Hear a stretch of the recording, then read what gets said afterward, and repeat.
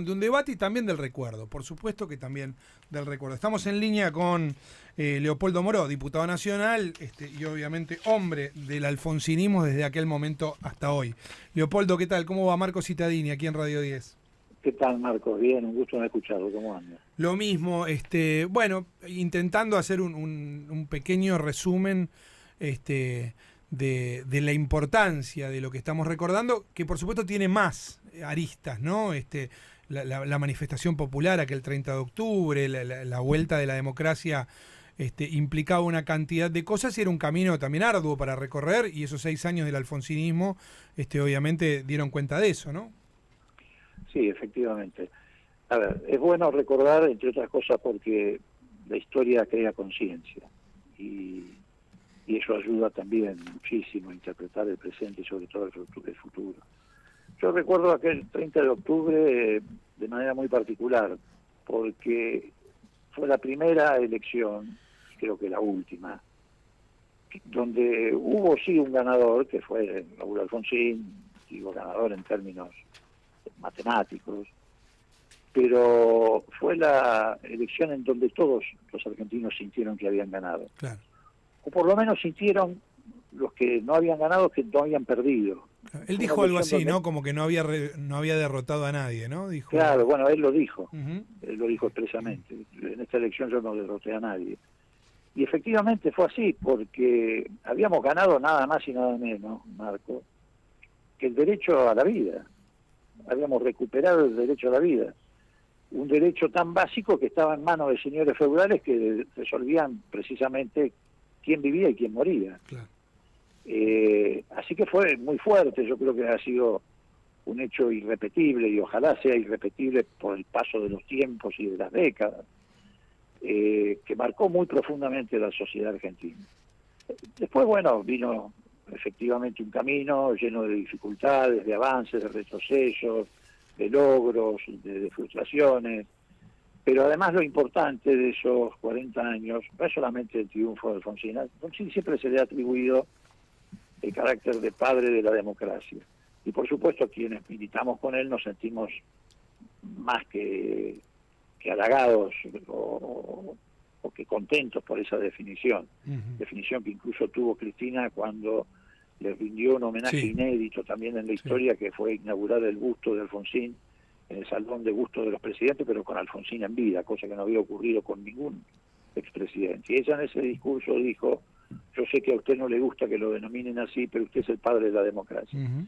Yo no sé si fue el padre de la democracia, porque hubo intentos democráticos anteriores que fueron frustrados por golpe de Estado, proscripciones, pero que fue el artífice de un proceso democrático que se fue construyendo ladrillito por ladrillito, y el primer ladrillo fue precisamente el de Memoria, de Verdad y Justicia, no tengo ninguna duda. Y creo que eso fue lo que le dio fortaleza para que perdurara, a pesar de todas las dificultades y de todos los vaivenes, 40 años la democracia en el periodo más largo de la historia argentina, donde se ejercita ininterrumpidamente el proceso democrático, ¿no?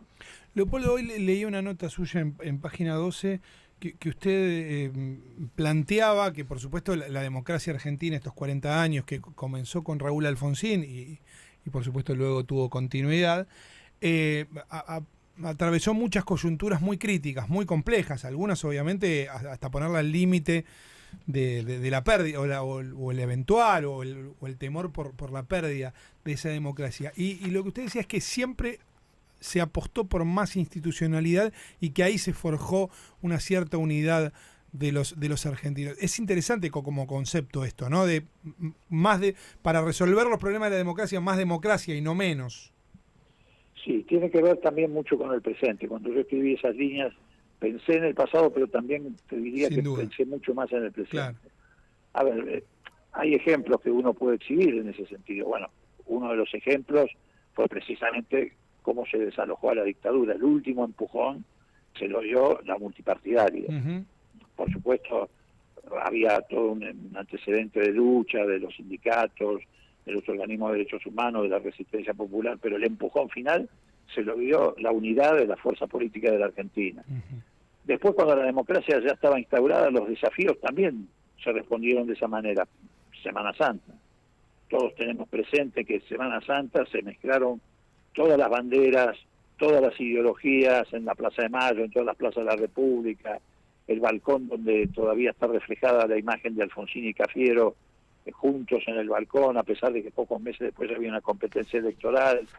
Y bueno, y así fue también la crisis del 2001. La crisis del 2001, donde hubo en una semana 5 presidentes, ¿cómo se resolvió? Por un acuerdo parlamentario entre el radicalismo y el peronismo de manera predominante, encarnados en aquel momento en Alfonsín y Duhalde, que no solamente resolvió, o mejor dicho, eludió una crisis institucional después del desastre que habíamos alcanzado con el fracaso del gobierno de la Alianza, donde tuvo mucha influencia Cavallo y Burlis precisamente, y que desembocó en muertos y confiscación de los ahorros.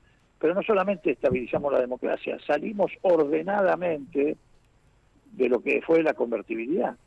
Es decir, cuando hoy te dicen, no, los políticos nunca resolvieron una crisis, no, esta también se resolvió, y se resolvió abriendo un camino a una estabilidad económica que se profundiza con Néstor y Cristina también llamando en aquel momento la unidad nacional a través de lo que se denominó la concertación.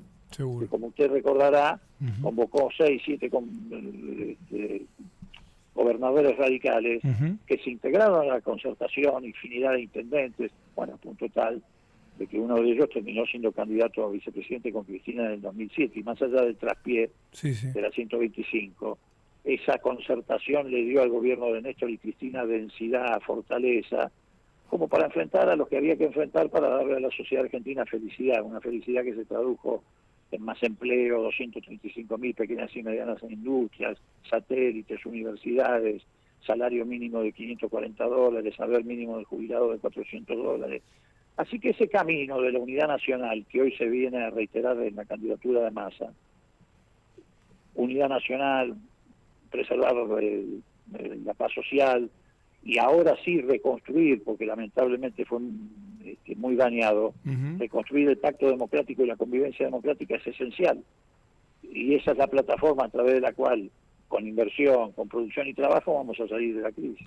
Ahí usted decía que lo que escribió lo escribió también pensando en el presente, y estamos en un presente un tanto crítico, ¿no? Porque obviamente nos estamos enfrentando a una opción en el balotaje, que es una opción que no solo tiene dentro células negacionistas, sino que también plantea que estos 40 años de democracia, o por ahí más, porque en alguno de sus discursos planteó que el problema es de 1916 a la fecha. Entre Irigoyen y Alfonsín tienen los problemas más allá del kirchnerismo y todo lo demás. Insisto, nos plantea una hipótesis muy compleja y un peligro para la democracia real.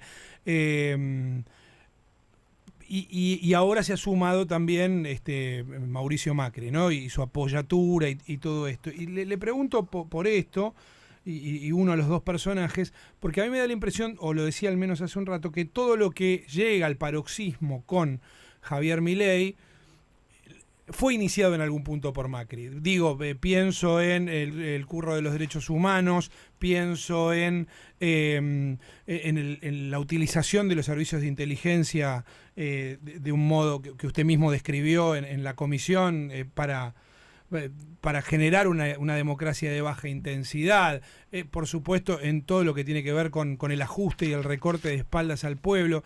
Hay algo que se comenzó en 2015 y que en algún modo tenemos el riesgo de que vuelva, por supuesto muy potenciado, ¿no?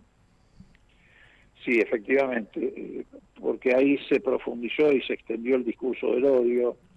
Es como que, a ver, no quiero hacer una equiparación que tal vez, no, sin tal vez, sería una exageración, pero es como que se instauró una especie de política de Estado de odio, que se tradujo efectivamente en un sistema, por ejemplo, de espionaje ilegal y persecución política que fue inédito en la historia democrática de la Argentina.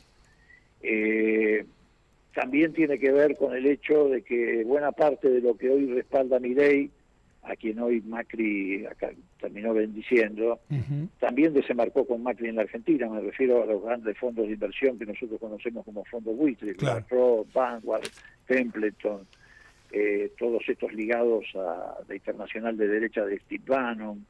Digo, todo eso hoy renace a través de este pacto entre Macri y Milei. Además, yo siempre en la campaña electoral venía diciendo, y no lo digo por una tentación autorreferencial que no tengo, pero yo en esta campaña electoral venía diciendo que en realidad no estábamos confrontando entre tres candidatos, hablando de los que más posibilidades tenían, sino entre dos caminos para salir de la crisis, porque todos reconocemos la existencia de una crisis, por supuesto diferimos en su origen. Nosotros incorporamos, entre otras cosas, a lo que acabamos de detallar, el endeudamiento criminal en el que nos envolvió Macri, transformando a la Argentina en el país más endeudado de la Tierra. Pero más allá del origen de la crisis, todos reconocemos la existencia de una crisis. ¿Qué estábamos eligiendo y qué estamos eligiendo el 19?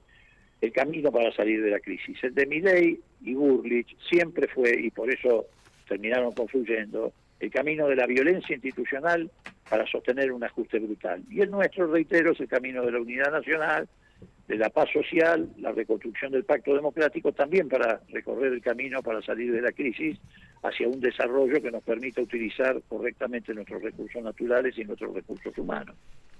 Ahí, sin duda, también hay una línea, ¿no? Con Irigoyen y con Alfonsín, que imagino que es lo que detesta Milei. Sí, porque, ¿sabe por qué, Marcos? En realidad es lo que detesta la democracia. Cuando él dice, Irigoyen fue el primer presidente populista de la Argentina en el siglo XX. No, Irigoyen fue el primer presidente elegido por el pueblo libremente. Claro, con elecciones transparentes. Con elecciones transparentes. Claro. Milei seguramente hubiera estado parado al lado del general Uriburu cuando produjo el golpe contra Irigoyen en el 30. Y cuando habla, como habla de Alfonsín, también expresa su odio hacia quien fue artífice de la construcción democrática en la Argentina. Porque el odio de Milei es con la democracia. A ver, yo sé que a los chicos jóvenes esto es difícil de explicárselo, pero, a ver, la gente de mi generación, me ocurre a mí, vos cerrás los ojos, lo escuchás a Milei, estás escuchando a Martínez de Oz, la escuchás a Villarruel, estás escuchando a Videla o a Macera. Y los dos factores fueron fundamentales para apuntalarse mutuamente. Y bueno, y está de alguna manera repitiéndose ese esquema, en un esquema que ya incluso ha dejado atrás el negacionismo. Hay algunos que han pasado, vi una declaración hace un rato de Villarruel, del negacionismo a la apología. Sí. A la apología, que es mucho más grave todavía que el negacionismo, que por supuesto es grave en sí mismo. Leopoldo, la última, volviendo al principio, ¿cómo se lo recuerda hoy Alfonsín? ¿Cómo lo recuerda usted particularmente? Digo, porque por supuesto habrá muchos homenajes, que algunos incluso seguro reúnen a algunos dirigentes radicales que estaban separados por la política actual y lo que fuera, pero ¿cómo lo recuerda usted? Sí, efectivamente, hay homenajes por todo el país, en todas las plazas, y nos vamos a juntar radicales y no radicales, pero sí muchos radicales que estábamos caminando por veredas diferentes que espero que ahora confluyan en una sola avenida. A ver, yo lo recuerdo, yo siempre digo que Alfonsín ejercitó, bueno, valga la redundancia, un liderazgo democrático. Era como un padre comprensivo, digamos. En general los liderazgos tienen algo que ver con la paternidad o la maternidad, desde que las mujeres han irrumpido en la vida política de la Argentina, bueno, Evita en adelante, Cristina últimamente. Siempre esos liderazgos tienen que ver con el concepto de alguien que abraza, ¿no? Padre o madre. Y Alfonsín no era un padre autoritario, era un padre democrático. Y tenía una enorme calidez personal, más allá también de una personalidad fuerte, era, como se decía, un gallego cabrón cuando las circunstancias imponían serlo. Así actuó en la rural cuando lo chiflaron, así se subió un día al púlpito en un hecho inédito de un obispo cuando también a pocos días del golpe que intentaron los carapintadas, ese obispo castrense pretendía sembrar cizaña.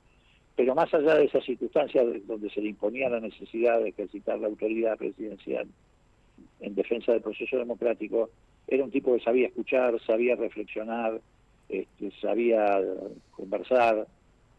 Reitero, era un padre democrático, no un padre autoritario. Leopoldo, gracias como siempre. No, gracias a ustedes, que les vaya muy bien, gracias. Recuerdo, un abrazo.